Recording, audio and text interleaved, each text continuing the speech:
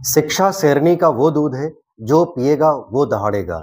ये स्लोगन तो आप बार बार सुनते हैं, रोज सुनते हैं, लेकिन ये स्लोगन डॉक्टर भीमराव अंबेडकर कब चरितार्थ कर पाए, ये बात भी जानना उतना ही आवश्यक है। बात शुरू करेंगे अमेरिका से।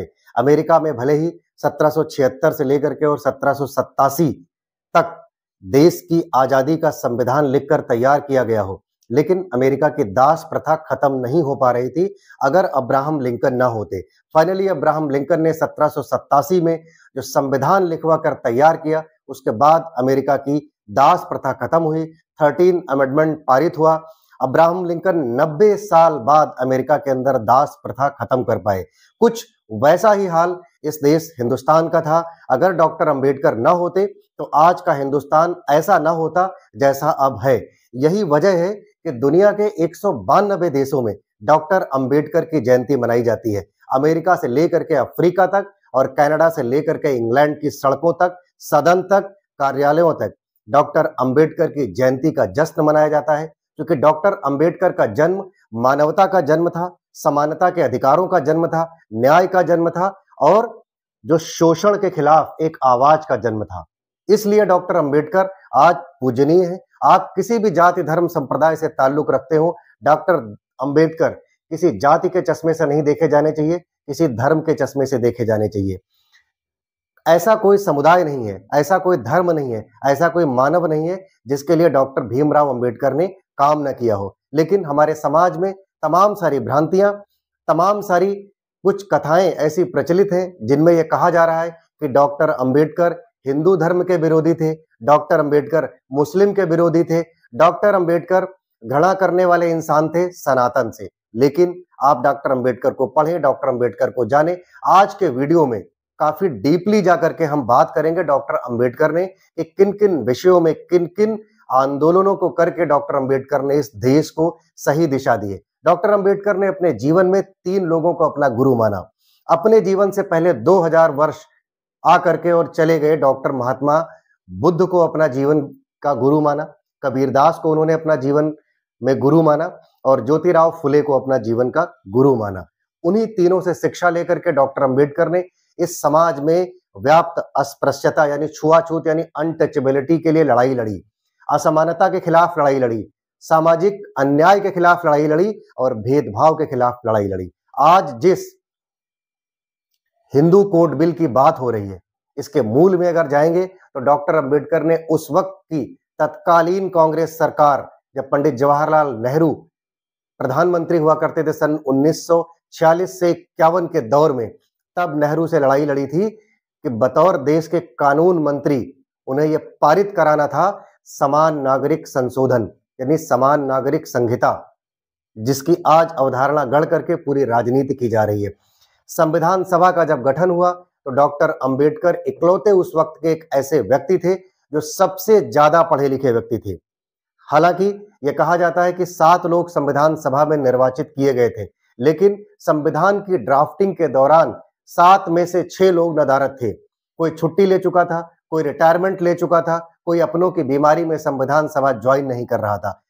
अंत में फिलहाल जिम्मेदारी आई डॉक्टर भीमराव अंबेडकर के ऊपर और डॉक्टर भीमराव अंबेडकर ने संविधान की अवधारणा लिखी, संविधान लिखा और संविधान की ऐसे निष्पक्ष व्याख्या की कि आज उसी संविधान के आश्रय शोषित, वंचित, पीड़ित और महिलाओं को न्याय मिलता है। आज अंबेडकर के प्रति घृणा नहीं होनी चाहिए, अंबेडकर के प्रति नॉलेज गेन करनी चाहिए। अंबेडकर के बारे में बताते हुए बहुत खुशी होती है कि अंबेडकर जी न सिर्फ दलितों के मसीहा थे, न सिर्फ दलितों के नेता थे, बल्कि वो महिलाओं के नेता थे, बल्कि वो मानवता के नेता थे, बल्कि वो शोषितों, वंचितों, पीड़ितों और मजदूरों के नेता थे। आज अगर मजदूरों के विषय में बात की जाए तो मजदूरों को जो ओवर टाइम मिलता है, जो प्रोविडेंट फंड मिलता है, जो महिला मजदूरों को मैटरनिटी लीव मिलती है, ग्रेचुटी मिलती है, रिटायरमेंट पर पेंशन प्लान मिलता है, यह सब डॉक्टर अंबेडकर ने अपने कानून मंत्री रहते हुए संविधान में लिखा और सरकारों में, सदन में पारित करवाया। आज यूं ही नहीं, आप अगर कोलंबिया विश्वविद्यालय चले जाइए तो कोलंबिया विश्वविद्यालय के अंदर आज भी एक शिलापट लगा हुआ है और वहां यह लिखा हुआ है कि कोलंबिया विश्वविद्यालय के बेस्ट स्टूडेंट का अवार्ड आज भी डॉक्टर अंबेडकर को दिया गया है। अगर आप लंदन स्कूल ऑफ इकोनॉमिक्स चले जाइए, जहां से उन्होंने एमए पीएचडी की डिग्री हासिल की थी, वहां आज भी उनकी प्रतिमा लगी है और पूरा देश उनको पूजता है। सन 1938 में 8000 किताबों का संग्रहालय था डॉक्टर अंबेडकर के पास, और जब 6 दिसंबर 1956 को डॉक्टर अंबेडकर ने यह धरती छोड़ी, वो मृत्यु लोक में गए, तब तक उनके पास 35,000 किताबों का संकलन था। तब वो कह पाए कि शिक्षा शेरनी का वो दूध है जो पिएगा वो दहाड़ेगा। तब उन्होंने कहा कि आपके पांव में जूता भले ही ना हो, लेकिन आपके हाथ में किताबें होनी आवश्यक है। एक जीवन में कई जन्मों का अनुभव लिया डॉक्टर अंबेडकर ने, तब जाकर के अंबेडकर ने इस मानवता के लिए काम किया। डॉक्टर अंबेडकर यूं ही इतनी बड़ी बड़ी लड़ाइयां नहीं जीते। डॉक्टर अंबेडकर के जीवन पर अगर आप एक नजर डालें तो डॉक्टर अंबेडकर की मनोदशा क्या होगी कि बचपन में उनको पढ़ने का मौका तो मिल गया, क्योंकि वो एक मिलिट्री में सूबेदार के बेटे थे, लेकिन उनकी माता निरक्षर थी। उनकी माता ने स्कूल जाने से पहले ही उनको एक ज्ञान दिया कि बेटा जब स्कूल जाओगे तो वहां किसी से लड़ना मत, झगड़ना मत, क्योंकि आपको तमाम कठिनाइयों का सामना करना पड़ेगा। डॉक्टर अंबेडकर जब पहली बार स्कूल गए, वो तारीख थी 7 नवंबर, 4 साल की उनकी उम्र थी। जब वो गए तो अपनी दरी लेकर के उनका स्कूल में जाना हुआ। जहां सभी बच्चे अपने जूता चप्पल उतारा करते थे, वहां दरी बिछा करके डॉक्टर अंबेडकर को बैठाला जाता था। जिस दिन स्कूल का पियोन नहीं आता था, उस दिन डॉक्टर अंबेडकर को पानी भी नसीब नहीं होता था, क्योंकि पियोन करीब 1 फीट की दूरी से उनको उस मग से पानी पिलाता था। डॉक्टर अंबेडकर दीवार की तरफ मुंह करके खाना खाते थे, क्योंकि वो किसी की तरफ मुंह करके खाना नहीं खाते थे, क्योंकि उनको कोई खाना खाते हुए ना देखता था, ना वो किसी को देख सकते थे। इतनी भयंकर त्रासदी का सामना करना पड़ा। 14 अप्रैल 1891 में जन्मे डॉक्टर अंबेडकर 6 दिसंबर 1956 को जब मृत्यु लोक सुधारे, तब तक उन्होंने इस धरती पर अपना नाम इतना बड़ा कर दिया था, इतना बड़ा बड़ा काम कर दिया था कि इस देश के प्रत्येक शोषित, वंचित, पीड़ित की आवाज बन चुके थे डॉक्टर अंबेडकर। डॉक्टर अंबेडकर को 1990 में भारत रत्न का अवार्ड दिया गया। 40 साल लग गए उनकी मृत्यु के बाद उनके जन्म के दौरान लिखी हुई किताबें प्रकाशित होने में। इतना विरोधाभास उनके साथ इस देश की सरकारों ने, इस देश की सामाजिक व्यवस्था ने किया। अगर उनकी एकेडमिक सेशन की बात किया जाए तो उन्होंने एक साथ 2 विश्वविद्यालयों से डिग्रियां हासिल कर ली। न्यूयॉर्क की कोलंबिया विश्वविद्यालय से उन्होंने एमए पीएचडी कर लिया। साथ ही उन्होंने लंदन स्कूल ऑफ इकोनॉमिक्स से एमए प्लस पीएचडी की डिग्री हासिल कर ली। उन्होंने भी कहा कि बतौर छात्र मैं भी आराम से 8 घंटे पढ़कर एक आराम से शिक्षा ग्रहण कर सकता था, लेकिन उन्होंने कहा कि यह जीवन एक बार मिला है, इस एक बार के जीवन में भी निश्चित समय है, निश्चित सांसें हैं, इसका जितना सदुपयोग करके जितना ज्ञानार्जन किया जा सके, तभी इस जीवन की वास्तविक सदुपयोगिता होगी। इस चीज को उन्होंने चरितार्थ भी किया, क्योंकि अगर वो चाहते तो इतना पढ़ने लिखने के बाद इंग्लैंड, अमेरिका, किसी भी देश में बस जाते जहां पर अस्पृश्यता नहीं थी। वो अपने जीवन का एक स्वर्णिम जीवन जीते, ए क्लास जीवन जीते, ए क्लास प्रोफेसर होकर के वो अपना जीवन जीते, लेकिन उन्हें तो बौद्धिज्म की फिलॉसफी का बोधिसत्व निर्धारित करना था। उन्होंने असल में बोधिसत्व को जिया और बोधिसत्व की प्राप्ति की। अगर बोधिसत्व की प्राप्ति किया जाए तो बोधिसत्व अंबेडकर की फिलॉसफी में यह था, बौद्धिज्म की फिलॉसफी में यह था कि मोक्ष की प्राप्ति की अवधारणा तक प्राप्त हो जाना, उसके बाद भी यह सोचना कि मेरे अकेले मोक्ष प्राप्त करने से क्या होगा, जब इस दुनिया में तमाम लोग कष्ट में हैं, तमाम लोग संकट में हैं, और करुणा भरे भाव से बुद्ध ने जब यह सोचा कि इन सब लोगों को मोक्ष की प्राप्ति करवा कर अगर हमें मोक्ष मिलता है, तब तो वह हमें मोक्ष स्वीकार है, अन्यथा नहीं। कुछ इस तरीके की चरितार्थता डॉक्टर भीमराव अंबेडकर ने भी अपने जीवन में सिद्ध की, क्योंकि उनके जीवन में तमाम तरह की ऐसी घटनाएं हुई। सन 1956 में अपनी मृत्यु से ठीक 1.5 माह पूर्व उन्होंने बौद्धिज्म को धारण कर लिया, उन्होंने हिंदू धर्म को छोड़ दिया, क्योंकि उन्होंने अपने जीवन काल में सभी धर्मों को टच किया, लेकिन जिस धर्म को वो खंगालते थे वहां उन्हें छुआछूत, भेदभाव और असमानता नजर आती थी। उन्होंने मुस्लिम धर्म को भी टच किया, उन्होंने पारसी धर्म को भी टच किया, उन्होंने ईसाइयत को भी टच किया, लेकिन हर जगह उनके साथ भेदभाव हुआ। अंततोगत्वा उन्होंने अपनी मृत्यु से ठीक 1.5 माह पूर्व बौद्धिज्म को स्वीकार कर लिया। उन्होंने यूं तो अनुसूचित जातियों और अनुसूचित जनजातियों के लिए तमाम सारे सत्याग्रह किए, महार सत्याग्रह किया, पानी के लिए सत्याग्रह किया, मंदिरों में प्रवेश के लिए सत्याग्रह किया। सन 1927 में उन्होंने मनुस्मृति का भी दहन किया। अंततोगत्वा उन्होंने 1935 में कहा कि मैं पैदा तो हिंदू धर्म में हुआ हूं, लेकिन मैं मरूंगा नहीं। सन 1956 में 14 अक्टूबर को उन्होंने बौद्ध धर्म अपनाया और चूंकि इससे पहले महात्मा गांधी ने उनसे कहा था कि मुझे आप थोड़ा समय दीजिए, मैं सवर्ण जाति के लोगों से ये अपील करूंगा कि वो अपने व्यवहार में परिवर्तन लाएं दलितों के प्रति। लेकिन महात्मा गांधी भी इस बात से हार गए और अंततोगत्वा महात्मा गांधी ने भी कहा कि मैं भी समझाकर मजबूर हो गया हूं, सवर्णों का व्यवहार दलितों के लिए बदला नहीं है। ऐसे थे डॉक्टर अंबेडकर। डॉक्टर अंबेडकर जब पढ़ने लिखने के बाद एक सिविल सर्वेंट बने और वो बड़ौदा के महाराजा, जिनके साथ एक डील हुई थी। डॉक्टर भीमराव अंबेडकर के एक गुरु थे कृष्णाजी अर्जुन।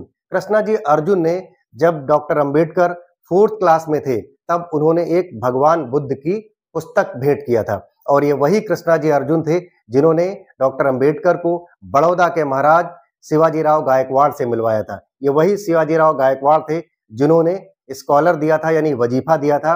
10th क्लास में वजीफा दिया। उसके बाद जब उन्हें लंदन स्कूल ऑफ इकोनॉमिक्स जाना हुआ, कोलंबिया विश्वविद्यालय जाना हुआ एमए और पीएचडी की डिग्री के लिए, कानून की पढ़ाई करने के लिए, तब भी शिवाजीराव गायकवाड़ ने उन्हें वजीफे के रूप में कुछ पैसा दिया था। उस पैसे के बदले एक डील हुई थी कि जब वो पढ़ लिख करके आएंगे तो वह बड़ौदा की रियासत में बतौर सिविल सेवक काम करेंगे। लेकिन जब वो सिविल सेवक के तौर पर काम करने के लिए हिंदुस्तान वापस लौटे तो उन्हें उम्मीद थी, चूंकि वह 4 साल विदेश रहकर आए थे, वहां किसी तरीके की छुआछूत और भेदभाव का व्यवहार नहीं था, तो उन्हें उम्मीद थी कि मैं इतना पढ़ लिख कर वापस आया हूं तो रेलवे स्टेशन पर उन्हें कोई रिसीव करने के लिए आएगा। लेकिन ऐसा तो बिल्कुल नहीं हुआ।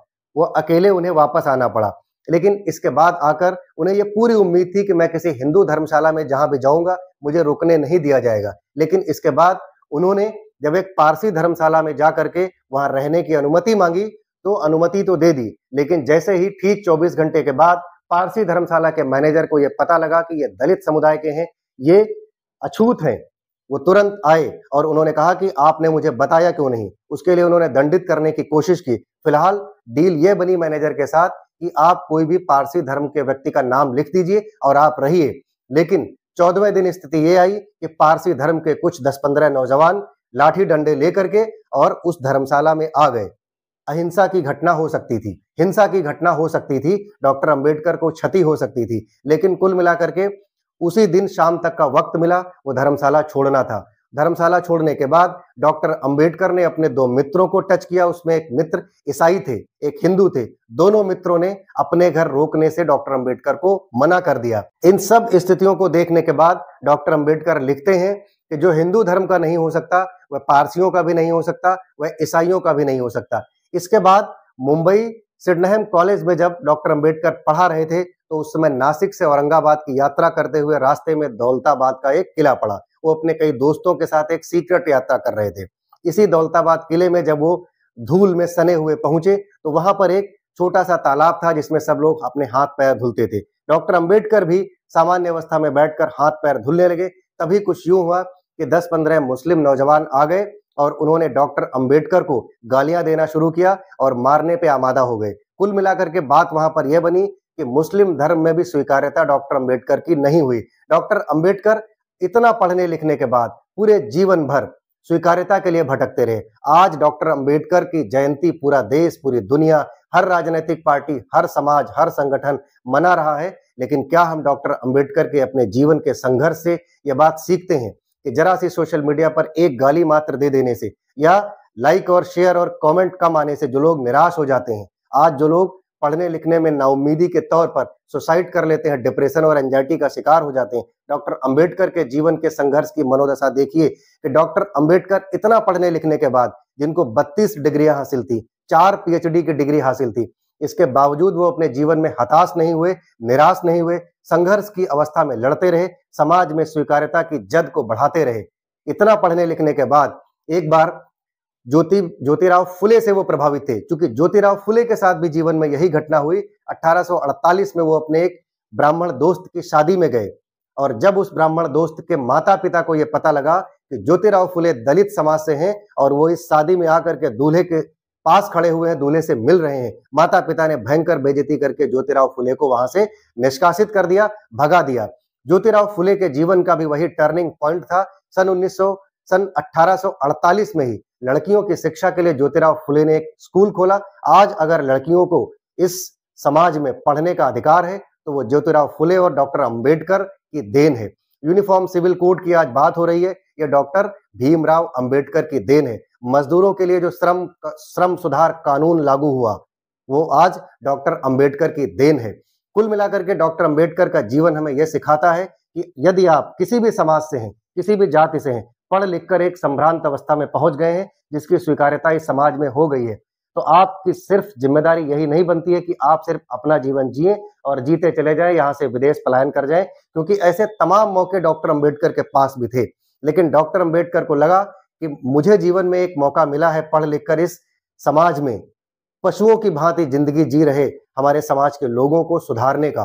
तो कुल मिलाकर के उन्होंने एक ऐसी अवधारणा गढ़ी, ऐसा संविधान गढ़ा, ऐसी लड़ाई लड़ी जिसमें अछूतों को, अस्पृश्य लोगों को भौतिक रूप से और सांसारिक रूप से और आर्थिक रूप से, सामाजिक रूप से पिछड़े हुए लोगों को आगे लाने का मौका मिला। अंतिम व्यक्ति जो अंतिम पायदान में खड़ा हुआ था, उसको भी आगे आकर अपनी बात का कहने का मौका मिल रहा है संविधान के माध्यम से। ऐसे संविधान की रचना की डॉक्टर अंबेडकर ने, इसलिए डॉक्टर अंबेडकर महान है। द रियल टॉक शो उनकी जन्म जयंती पर आप सबको ढेर सारी बधाइयां देता है। अब तक अगर आप हमारे चैनल पर नए हैं तो द रियल टॉक चैनल को सब्सक्राइब कीजिए, फेसबुक पेज फॉलो कीजिए, अपने लाइक और शेयर कीजिए, कमेंट जरूर कीजिए कि आप डॉक्टर अंबेडकर के विषय में क्या सोचते हैं। धन्यवाद। जय हिंद, जय भारत।